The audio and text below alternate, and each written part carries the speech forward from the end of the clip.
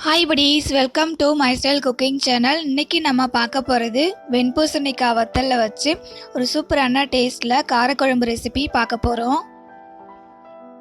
இந்த ரெசிபியை பார்க்குறதுக்கு முன்னாடி இப்போ தான் நீங்கள் நம்ம சேனலை ஃபஸ்ட் டைம் பார்க்குறீங்க அப்படின்னா வீடியோ கீழே இருக்கிற ரெட் கலர் பட்டனை கிளிக் பண்ணி சப்ஸ்கிரைப் பண்ணிக்கோங்க. கூடவே பக்கத்தில் இருக்க பெல் ஐக்கானையும் கிளிக் பண்ணிவிட்டு ஆல் அப்படின்ற ஆப்ஷனை செலக்ட் பண்ணிக்கோங்க. அப்போ தான் என்னுடைய எல்லா ரெசிபியும் நீங்கள் பார்க்க முடியும். இப்போ வாங்க வீடியோக்குள்ளே போயிட்டு இந்த ரெசிபியை எப்படி செய்யலான்னு பார்க்கலாம்.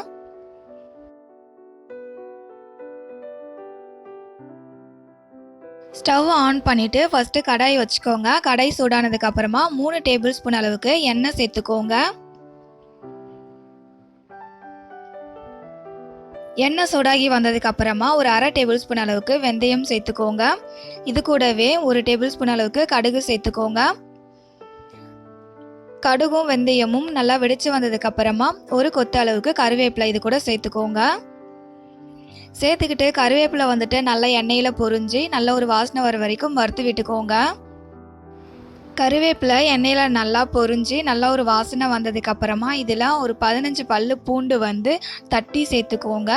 சேர்த்துக்கிட்டு அதையுமே வந்துட்டு எண்ணெயில் வதக்கி விட்டுக்கோங்க. பூண்டு ஓரளவுக்கு வதங்கி வந்ததுக்கு அப்புறமா நல்லா பொடி பொடியாக கட் பண்ணின வெங்காயத்தை இது கூட சேர்த்துக்கிட்டு வதக்கி விட்டுக்கோங்க. காரக்குழம்பு அப்படின்னாலே வந்துட்டு நல்லெண்ணெயில் செஞ்சோம் அப்படின்னா ரொம்பவே நல்லா இருக்கும். வெங்காயம் வந்துட்டு ஒரு கோல்டன் ப்ரௌன் கலருக்கு சேஞ்ச் ஆகி வர வரைக்கும் வதக்கி விட்டுக்கோங்க. வெங்காயம் நல்லா கலர் சேஞ்ச் ஆகி வதங்கி வந்ததுக்கப்புறமா நல்லா சின்ன சின்னதாக கட் பண்ண தக்காளியை சேர்த்துக்கிட்டு நல்லா வந்துட்டு ஃபைனாக வதங்குற வரைக்கும் வதக்கி விட்டுக்கோங்க. வெண்பூசணிக்காய் வத்தல் ரெசிபி வந்துட்டு ஆல்ரெடி நம்ம சேனலில் இருக்குது. இது வரைக்கும் நீங்கள் அந்த ரெசிபியை பார்க்கல அப்படின்னா வீடியோ கீழே இருக்கிற டிஸ்கிரிப்ஷன் பாக்ஸில் லிங்க் கொடுக்குறேன், செக் பண்ணி பாருங்கள். வெண்பூசணிக்காய் வத்தல் வந்துட்டு நம்ம வீட்டில் ரெடி பண்ணி வச்சுக்கிட்டோம் அப்படின்னா வீட்டில் காய்கறி இல்லாத டைமில் இந்த மாதிரி வெண்பூசணிக்காய் வத்தலை வச்சு நம்ம காரக்குழம்பு அதுக்கப்புறம் வேறு எதனா ரெசிபி வந்து செஞ்சு சாப்பிடலாம். வெங்காயம் தக்காளி வந்துட்டு நல்லா ஃபைனாக வந்து வதங்கி வந்துடுச்சு.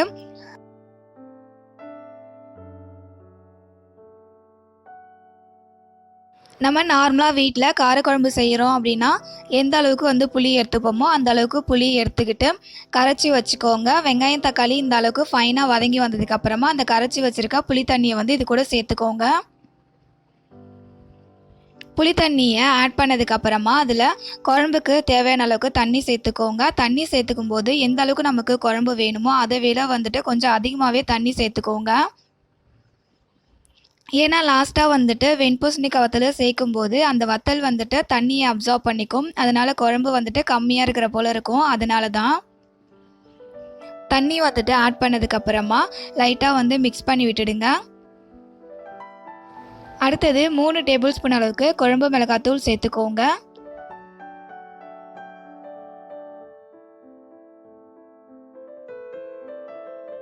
மிளகாத்தூள் சேர்த்ததுக்கு அப்புறமா குழம்புக்கு தேவையான அளவுக்கு உப்பு சேர்த்துக்கலாம். மிளகாத்தூள் உப்பு ரெண்டுத்தையுமே வந்து சேர்த்ததுக்கு அப்புறமா மிக்ஸ் பண்ணி விட்டுடுங்க.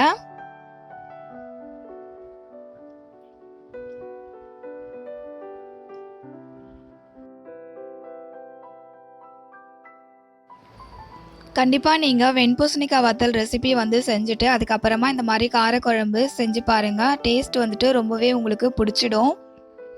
குழம்பு வந்துட்டு கொதிச்சு வரட்டும், அது வரைக்கும் வெயிட் பண்ணிக்கலாம்.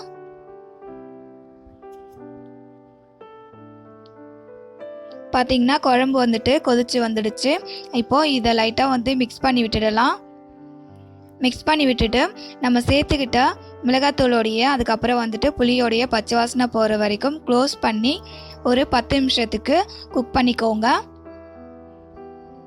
10 நிமிஷத்துக்கு அப்புறம் ஓப்பன் பண்ணி பார்க்கலாம். குழம்போடைய பச்சை வாசனை கம்ப்ளீட்டாக போயிட்டு குழம்பு வந்துட்டு ஒரு திக்கான கன்சிஸ்டன்சிக்கு வந்திருக்கும். இப்போது வெண்பூசணிக்காய் வத்தலை வந்துட்டு இது கூட நம்ம சேர்த்துக்கலாம். வெண்பூசணிக்காய் வத்தலை சேர்த்துக்கும் போது எண்ணெயில் வந்துட்டு ரொம்ப டீப் ஃப்ரை பண்ணாமல் லைட்டாக ஃப்ரை பண்ணி எடுத்துக்கிட்டு அதுக்கப்புறமா குழம்புல சேர்த்துக்கோங்க.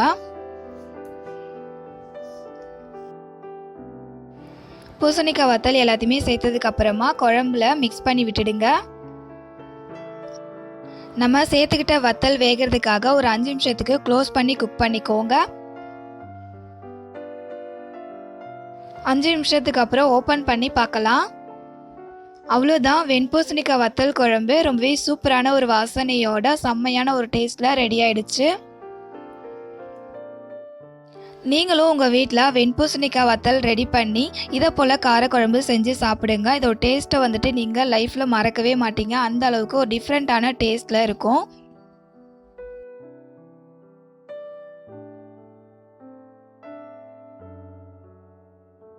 அதே போல் இந்த காரக்குழம்புக்கு வந்துட்டு நம்ம சைட் டிஷ்ஷாக எதுவுமே செய்ய வேண்டாம். இதிலே வந்துட்டு வத்தல் சேர்த்து செஞ்சுருக்கிறதால அதையே வந்துட்டு நம்ம சாதத்துக்கு கூட வச்சு சாப்பிட்றதுக்கு ரொம்பவே நல்லாயிருக்கும். நம்ம எப்போவுமே வச்சு சாப்பிட்ற காரக்குழம்பு போல் இல்லாமல் இது ஒரு டிஃப்ரெண்ட்டான ஒரு சூப்பரான டேஸ்ட்டில் இருக்கும். கண்டிப்பாக ட்ரை பண்ணி பார்த்துட்டு உங்களுடைய கமெண்ட்டை கமெண்ட் பாக்ஸில் ஷேர் பண்ணுங்கள். இந்த ரெசிபி உங்களுக்கு பிடிச்சிருந்தது அப்படின்னா லைக் பண்ணுங்கள், உங்கள் ஃப்ரெண்ட்ஸ் அண்ட் ஃபேமிலி மெம்பர்ஸ்க்கு ஷேர் பண்ணுங்கள். மறக்காமல் மை ஸ்டைல் குக்கிங் சேனலுக்கு சப்போர்ட் பண்ணுங்கள். இதை போலவே என்னுடைய எல்லா ரெசிபியும் நீங்கள் பார்க்கணும் அப்படின்னா மை ஸ்டைல் குக்கிங் சேனலை சப்ஸ்கிரைப் பண்ணி வச்சுக்கோங்க. இதை போலவே இன்னொரு ரெசிபியோட நெக்ஸ்ட் வீடியோவில் மீட் பண்ணலாம். படிஸ், தேங்க்யூ ஃபார் யுவர் வாட்சிங்.